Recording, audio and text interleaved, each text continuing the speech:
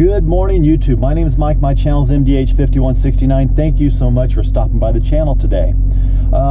This video, we're going to do two things. Recently, RT Life, who is a channel here on YouTube, if you guys haven't seen him, check him out. He's got a blue Dodge Charger RT, and he's done a few things to it, but he threw out a video, and it's the Max Horsepower Challenge. And basically what it is, these cars, if you have the performance pages on these cars, you can actually monitor your max horsepower, your max torques under a load, which is kind of cool.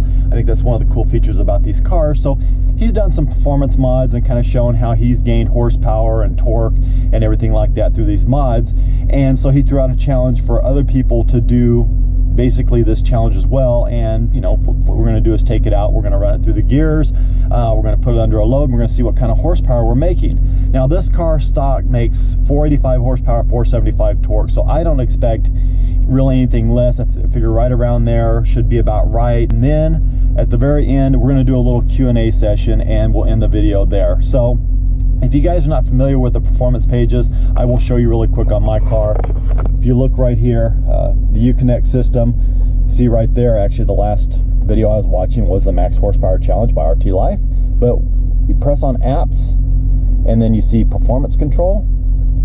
So, and there you go into your launch control, driver modes, things like that.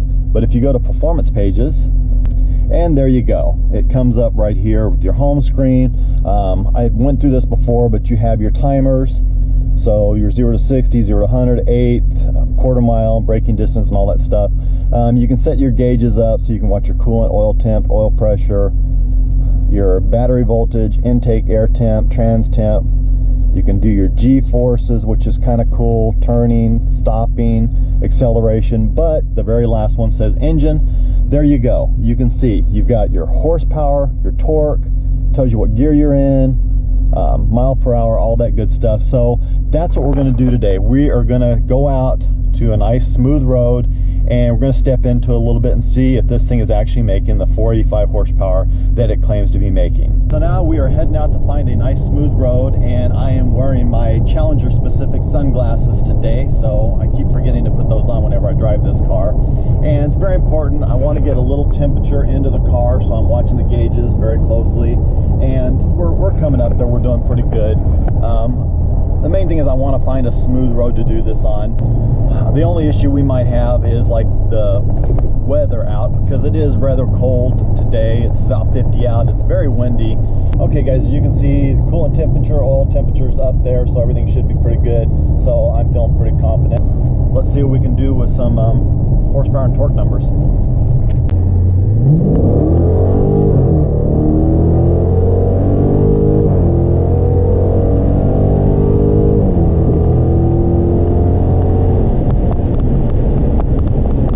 Do it one or two more times just to kind of see for consistency.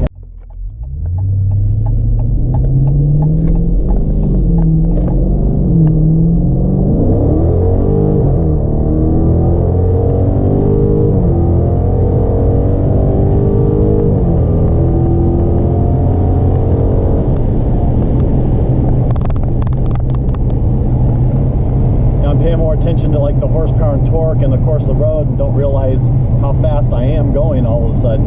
I'm going to do it one more time here if I can get a good space and a little bit of room.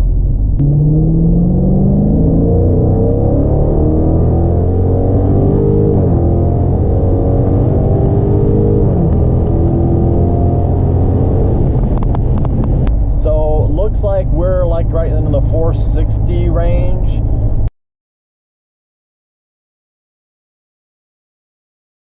So, which is a little less than what this car is supposed to be turning out.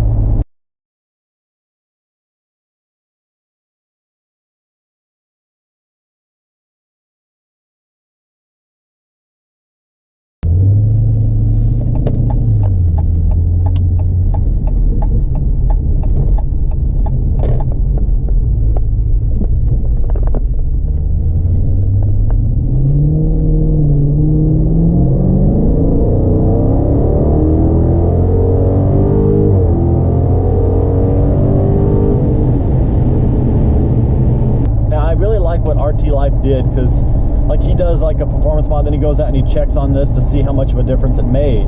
So it might be kind of interesting maybe to like put a cold air intake on it, maybe if I ended up doing the mid muffler delete down the road or something like that, and to see if I actually did pick up some horsepower out of this thing. I don't know, what do you guys think?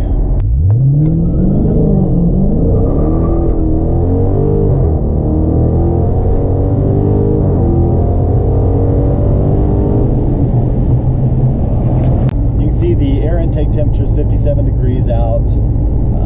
Everything else is looking really, really good. So it pulls really nicely, and the car is just very, very smooth. I love the way this thing shifts. I love the way this thing goes through the gears and delivers its power. It's not the most powerhouse vehicle out there, obviously, but it's very smooth in the way it delivers its performance, and I really do appreciate that for this car. Alright guys, if I didn't mention it earlier in this video because I've already forgotten, I'm going to end the video with a Q&A session. What I did is I did a post on my Instagram and just said, you guys ask me any questions you want, I will be happy to answer them, and that's what I'm going to do right now. So if you're not following me on Instagram, definitely go and follow me now, and I will be doing this again. But only got a couple of questions here, but the first two are from Caveman999R. But his first question is, what is the value of your collection? I would guess right around 400, maybe just a little south of that if I were to sell them all off for cash. So right in that neighborhood. His next question is, what car have you taken the fastest? That would be my C6 Z06. I had it up to 155 miles an hour. Car was still pulling very nicely. I'm sure it's got a lot more room in it, but that was about where I was comfortable given the conditions at the time. So I've had the Scat Pack up to 150, as you guys have seen in one of my earlier videos.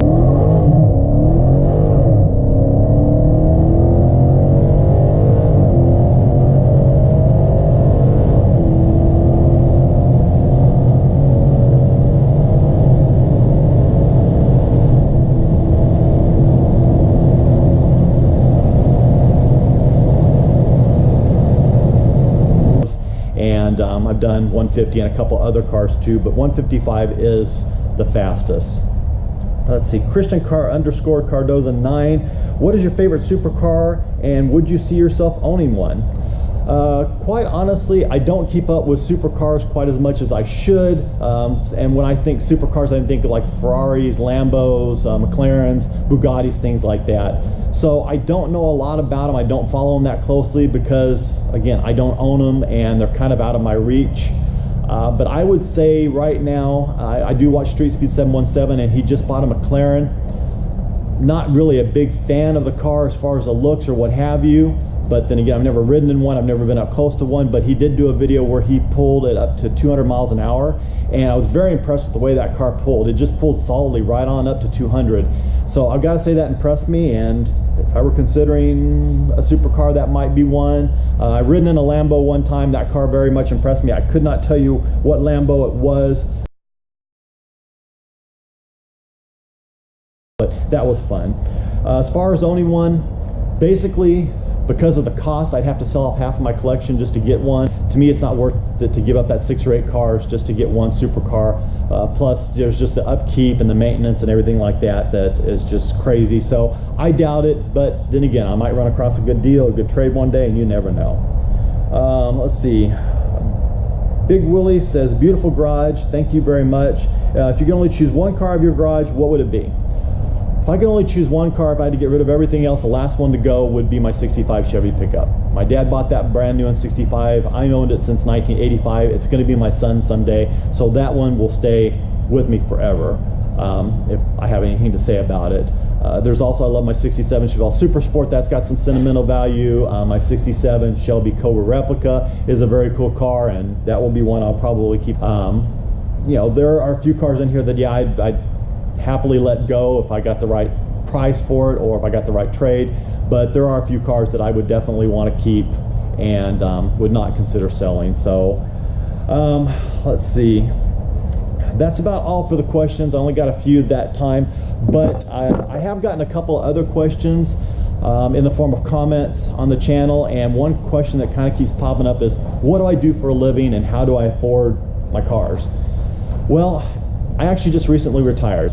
What I did for a living is I started at 15. I started working for a manufacturing shop, I worked there for about 3 years, and I got on with the school district. I worked there for about 10 years.